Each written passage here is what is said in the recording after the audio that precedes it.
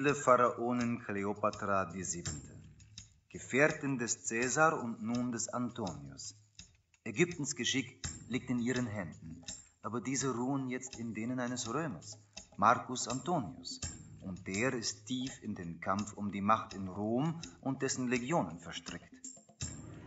Da Marcus Antonius Ägyptens unermessliche Rohstoffe brauchte, aber auch ihre Liebe und Zuneigung wünschte, willigte er in eine Hochzeit mit ihnen ein.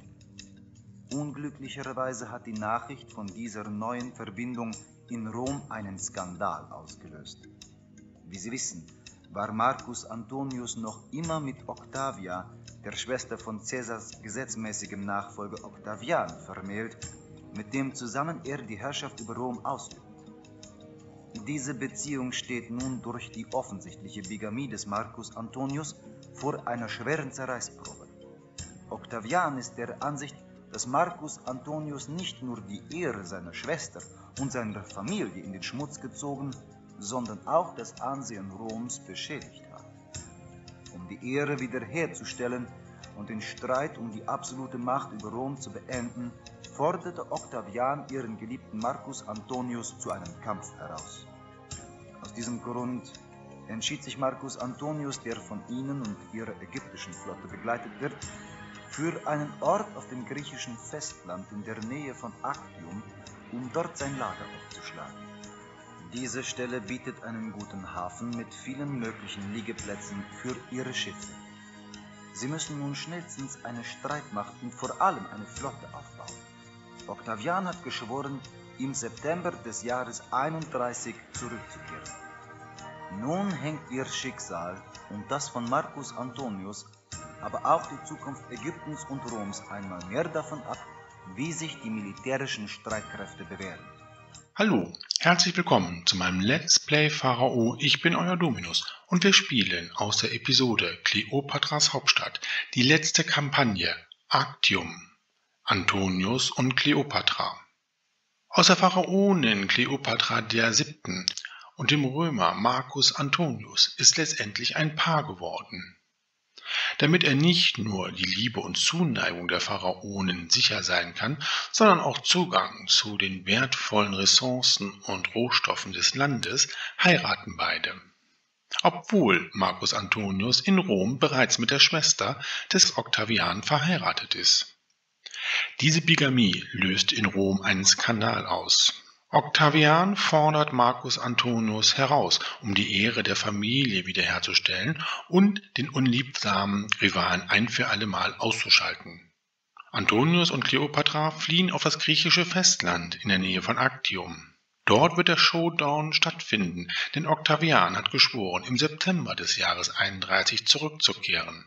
Bis dahin müssen wir eine schlagfertige Armee zu Land und zu Wasser aufbauen, um uns gegen den Angriff von Octavian zu wappnen. In dieser letzten Kampagne des Add-on Königin des Nils Kleopatra sind wir wieder militärisch gefordert. Daher sind die Wertungen mehr als moderat. Lediglich eine Bevölkerung von 1000 und eine Königreichswertung von 50 sind zu erreichen. Ja, und mehr kann man eigentlich auch nicht sagen, und wir schauen uns die Karte einmal an. Auch in dieser Kampagne kehren loyale Soldaten zu uns zurück, die in der vorherigen Mission für uns gedient haben. Dafür müssen wir ein Fort der Infanterie und der Bogenschützen errichten. Das machen wir aber später. Wir gucken uns jetzt erstmal die Karte in Ruhe an. Pausenmodus aktivieren. Ja, und wir haben wieder hier eine sogenannte Überlebenskampagne. Hier oben sehen wir 72 Monate. Müssen wir ausharren und die Angriffe von Octavian abwehren und die Wertung erreichen, dann ist die Kampagne entsprechend gewonnen. Wir schauen aber die Karte an. Wir haben hier im Süden die Hauptlandmasse.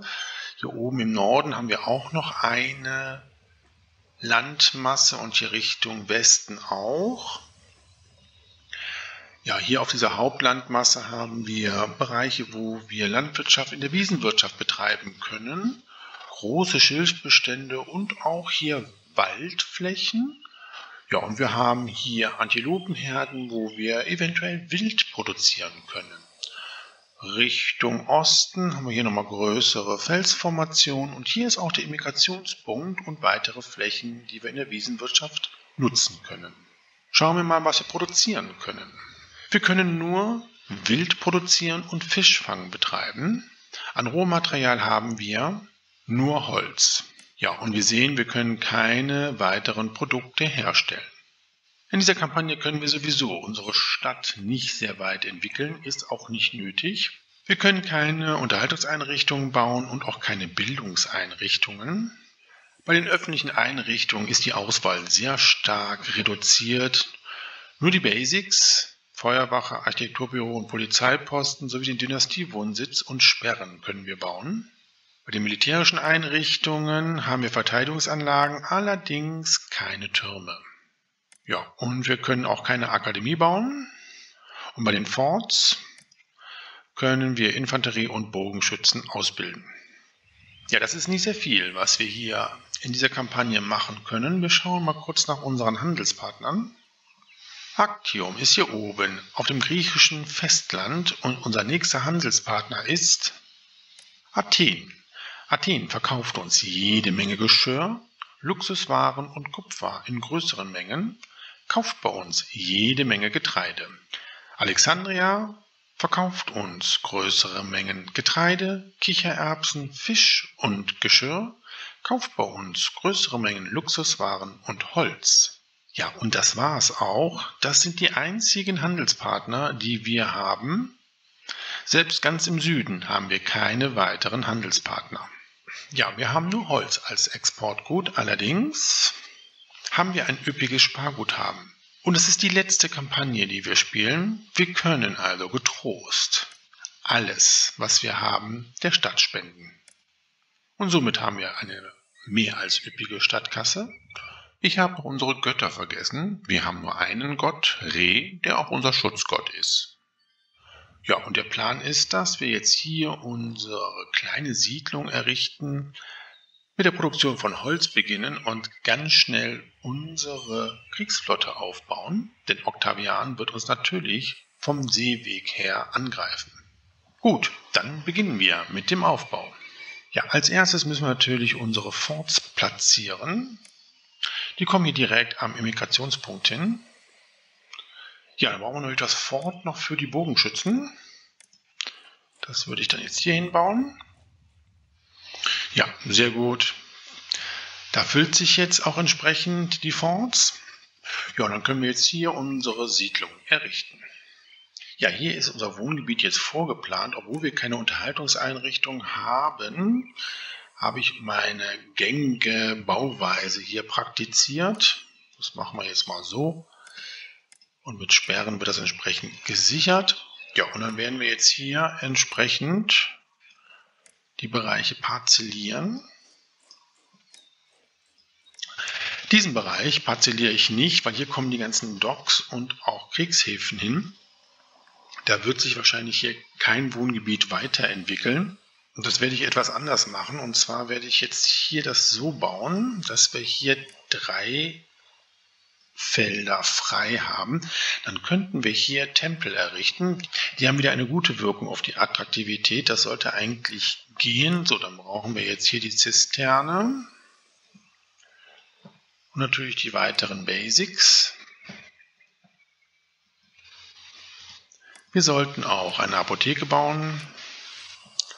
Dann können wir auch schon direkt den Bazar hier errichten. Und dann die Geschwindigkeit auch wieder auf 70% stellen. Das letzte Mal werden wir beim Aufseher der Arbeitskraft unsere Prioritäten verteilen. Auch hier etwas mehr Lohn zahlen und die Steuern können wir auf 0 setzen. Wir werden ja keine Steuern eintreiben können. So, und dann können wir auch direkt hier schon einen Tempel des Rehs bauen. Ja, und jetzt kommen auch schon unsere neuen Bürger. Ja, beginnen wir direkt mit der Nahrungsproduktion. Wir bauen mal hier 2 Jagdhöfe auf. Ja, die können so hier hin und das Silo dafür errichten wir hier. Oder hier. Na, machen wir es hier. Dann können wir hier noch die Feuerwache und ein Architekturbüro bauen. Ja, wir bauen auch direkt eine Werft. Die kann hier hin, weil wir werden auch direkt etwas Fischfang betreiben. Hier zum Beispiel können wir einige Fischereihäfen bauen. Ja, das sollte für die Versorgung unserer Stadt aber reichen. Da baue ich jetzt hier so einen Loop.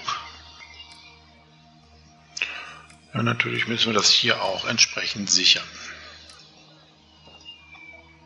Ja, dann sollten wir auch direkt auch eine Arztpraxis noch bauen. Oh, und 2 Schreine für Reh. Und das erste Wild ist auch schon im Silo. Das geht dann doch jetzt recht schnell hier. Na, ich denke, wir müssen doch hier ein paar Parzellen ausweisen.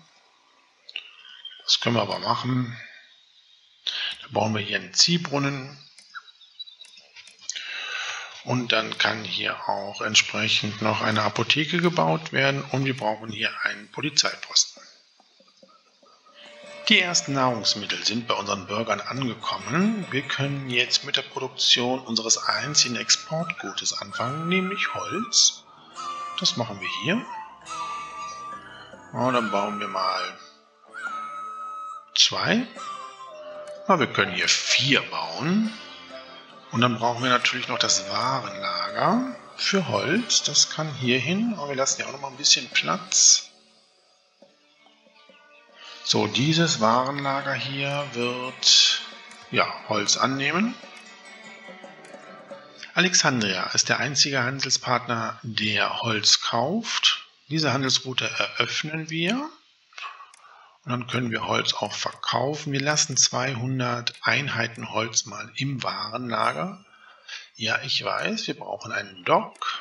Das Dock kommt hier hin. Ja, die Entwicklung schreitet hier voran. Ich denke mal, Nahrungsmittel haben wir genug. Bauen wir den Drillplatz. Wir sollten noch ein paar Forts ausbilden. So, der Drillplatz kann hier hin. Mittlerweile schon 500 Einwohner in unserer kleinen Siedlung. So, der Drillplatz kommt hier hin und dann bauen wir direkt schon das nächste Fort, nämlich Bogenschützen. Wir werden nur Forts noch der Bogenschützen errichten. Wir können ja keine Türme bauen und wir werden jetzt vom Seeweg her angegriffen und Bogenschützen sind die einzigen, die an den Küstenlinien die feindlichen Schiffe beschießen können. So, und von daher denke ich mir mal, reicht, wenn wir hier noch ein paar Forts mit den Bogenschützen ausbilden. Ja, und dann kommt unser Handelspartner aus Alexandria und kauft jetzt das erste Holz. Ich meine, unsere Stadtkasse ist sowieso gut gefüllt. Das bräuchten wir jetzt eigentlich nicht so. Aber wir müssen ja jetzt unsere Kriegshäfen aufbauen. Ja, für den Aufbau unserer Kriegsflotte brauchen wir noch Mitarbeiter. Da müssen wir nochmal ein paar Zellen hier ausweisen. Wir können hier in der Mitte das nochmal ausweisen. Und dann bauen wir hier noch einen Tempel des Rehs und werden hier auch nochmal ein paar Zellen ausweisen.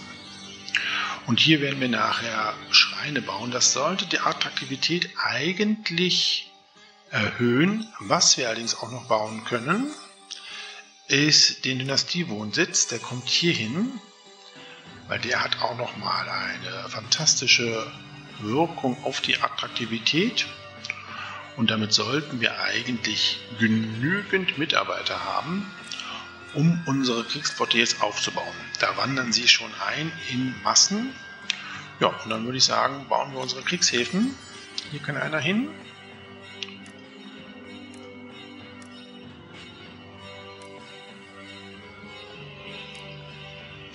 Und damit haben wir unsere 6 Kriegshäfen schon gebaut, dank der üppigen Spende meines privaten Sparguthabens. So, wir müssen natürlich hier auch entsprechend mit Feuerwachen und Architekturbüros unsere Kriegshäfen schützen. Ja, und in unserer Werft wird schon das erste Kriegsschiff gebaut. Ich denke mir mal, wir haben die Basis soweit jetzt hier errichtet. Bauen wir hier noch schnell die Schreine, wie ich es gesagt habe.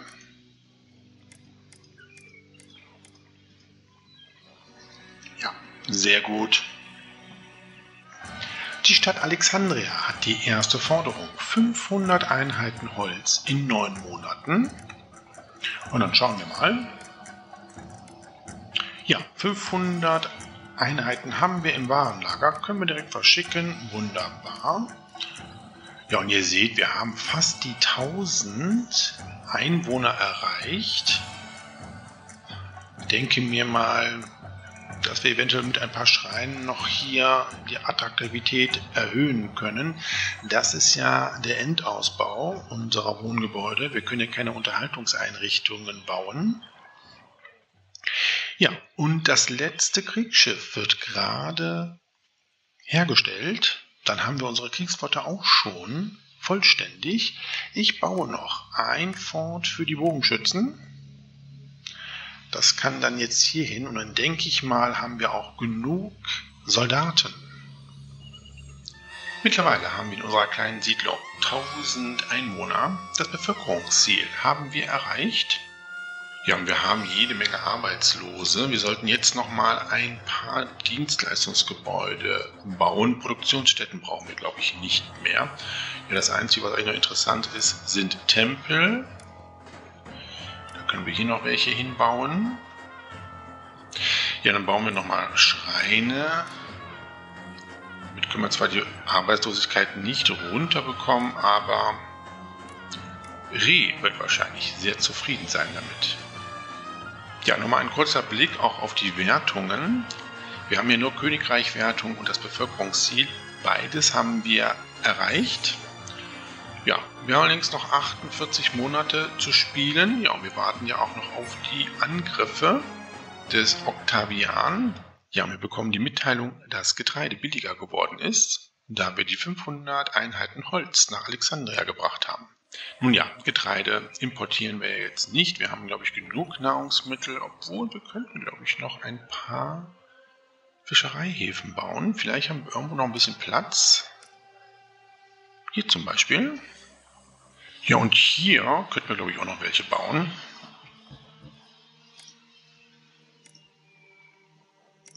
Ja, das passt noch. So kann die Arbeitslosenquote bleiben unter 10%. Ja, nun müssen wir tatsächlich warten, bis wir angegriffen werden. Wir haben noch ein bisschen Zeit.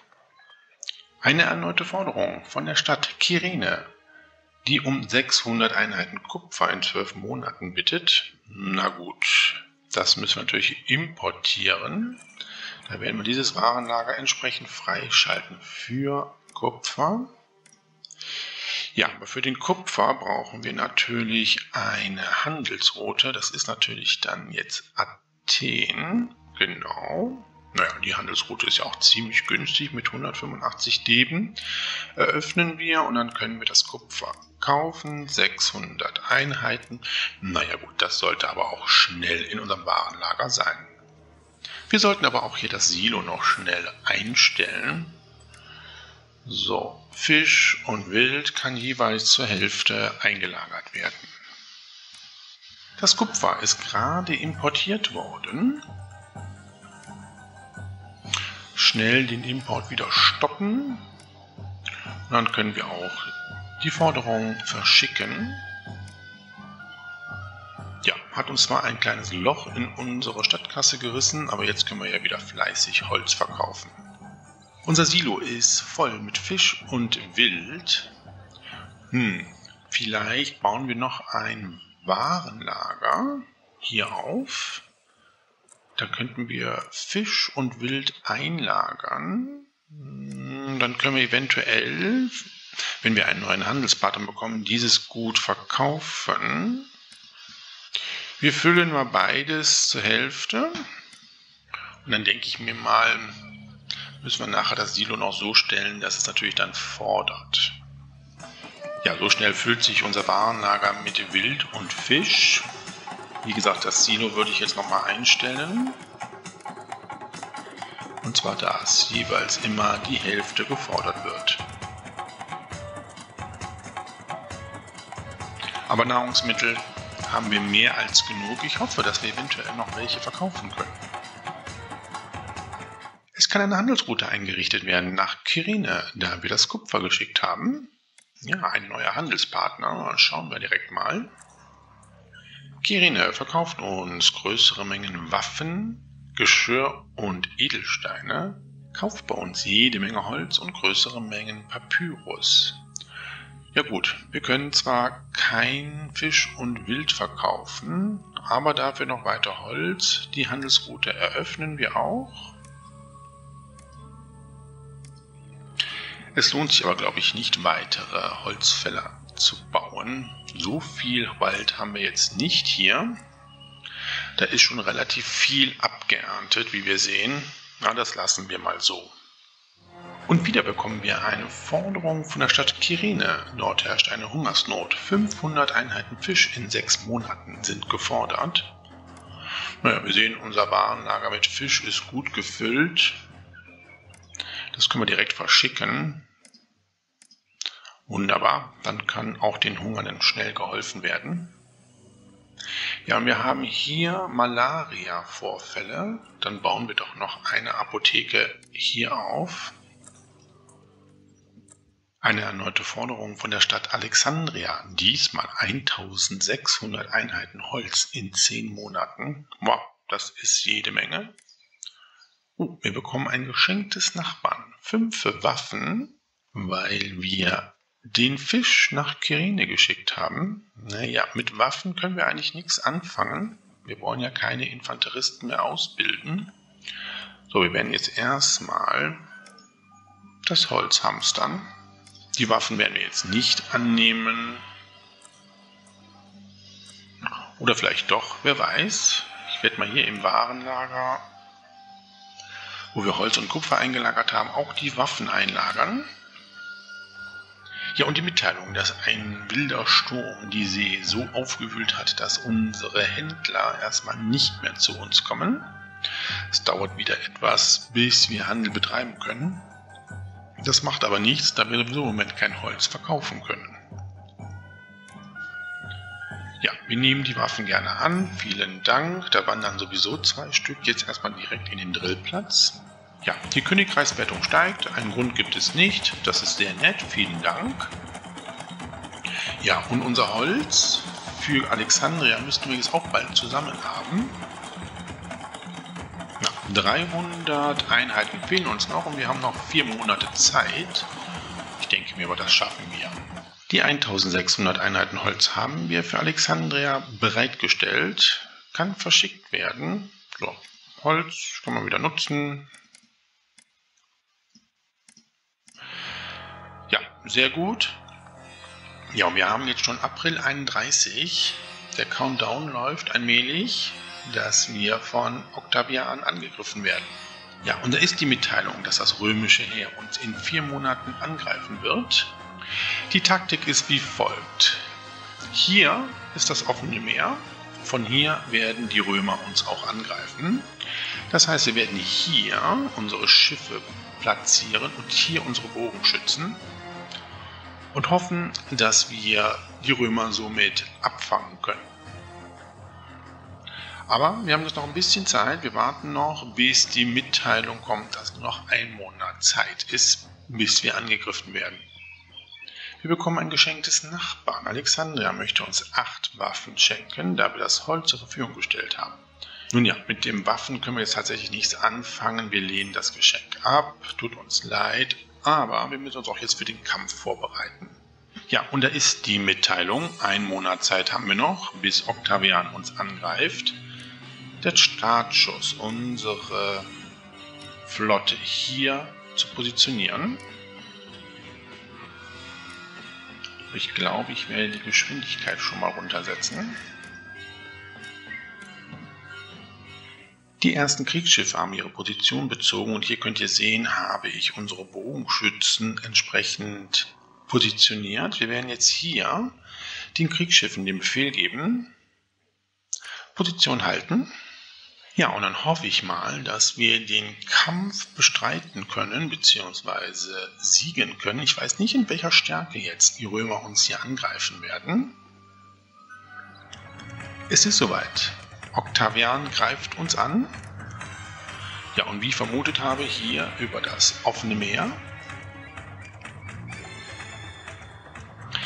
So, und ich glaube, das ist ein Transportschiff. Jawohl. Ja, und das sind die Kriegsschiffe. Was haben wir denn? Oh, ich glaube, wir haben 2 Transportschiffe. Ja, es sieht so aus, dass wir 5 Kriegsschiffe haben. Oh, wow. Das ist doch schon eine Menge. Okay, wichtigste ist jetzt erstmal, die Transportschiffe auszuschalten.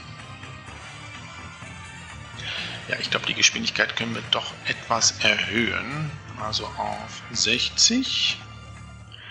So, unsere Soldaten sind auch da. Die können wir jetzt mal eben kurz ausrichten.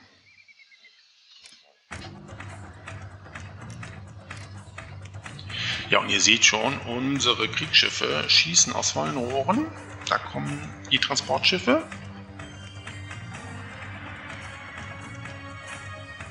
Ja, wunderbar. Das erste Transportschiff ist schon zerstört. Ja, und da kommen die Kriegsschiffe der Römer. Die sind natürlich tendenziell etwas schneller. Oh, ich glaube, wir haben das andere Transportschiff auch schon ausgeschaltet. Das habe ich so gar nicht mitbekommen. Das war hier am Kartenrand versteckt. So, jetzt will ich aber die Geschwindigkeit doch nochmal etwas runtersetzen. Weil ich gerne hier unsere Schiffe etwas weggleiten möchte. Obwohl im Moment verharren wieder unsere römischen Kriegsschiffe. Ja, das erste ist auch schon zerstört. Oh, ich glaube, die Taktik geht ganz gut auf hier. Ja, das nächste feindliche Kriegsschiff ist schon zerstört. Ja, wenn ihr da so verharrt, dann dürft ihr euch nicht wundern, wenn wir euch hier abschießen. Ja, ich glaube, der Kampf ist aber schnell gemeistert hier. Nächstes Schiff ist, glaube ich, schon zerstört, oder? Nee, doch nicht. Ja, hier im Pfeilhagel wird Octavians Flotte niedergemacht. Okay, ihr könnt jetzt hier ein bisschen mal weg. So, und du kommst jetzt mal hier hin. Und ihr könnt auch ein bisschen weiter weg hier. Ja, und ihr seht, unsere Bogenschützen schießen auch schon. Das nächste feindliche Schiff ist zerstört. Ja, das passt doch gut. Da haben die Römer keine Chance. Sehr gut. So muss das sein. Naja, und das eine hier wird auch nicht mehr länger da sein. Aber wir kriegen schon die Mitteilung, dass in einem Monat eine weitere römische Armee auf unsere Stadt zumarschiert, beziehungsweise wahrscheinlich über See uns angreifen wird. Gut, aber ich denke mir mal, das haben wir gut geschafft. Ja, jetzt ist die Frage, lassen wir die Boote hier? Ja, die müssen eigentlich repariert werden. Das auf jeden Fall. Ja, und ihr hier, ihr habt noch eine recht gute Moral, dann lassen wir euch da mal.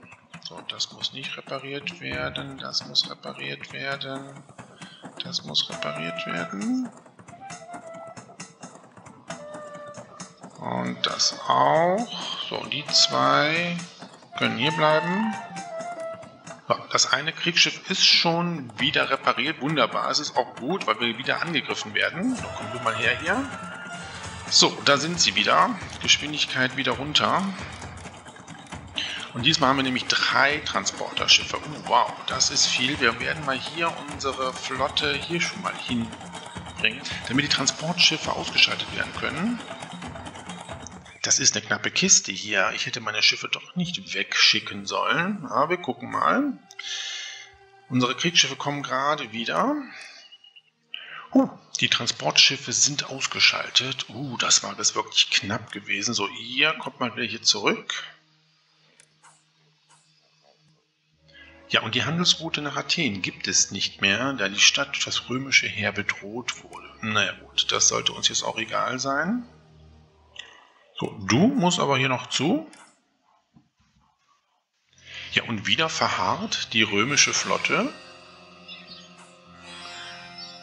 Wahrscheinlich vor Ehrfurcht vor unserer starken Seestreitkraft. Obwohl, jetzt greifen sie an. Naja, du gehst mal hier rüber. Ja, und da kommt das letzte Kriegsschiff aus der Reparatur. Na, nicht so voreilig werden hier. Warum greifst du denn bitte hier dieses Schiff an? Ich glaube das ja nicht. Habe ich einen verkehrten Befehl?